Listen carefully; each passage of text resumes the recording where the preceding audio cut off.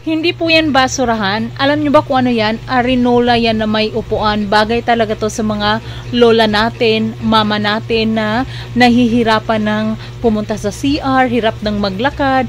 Ito yung dapat nating bilhin.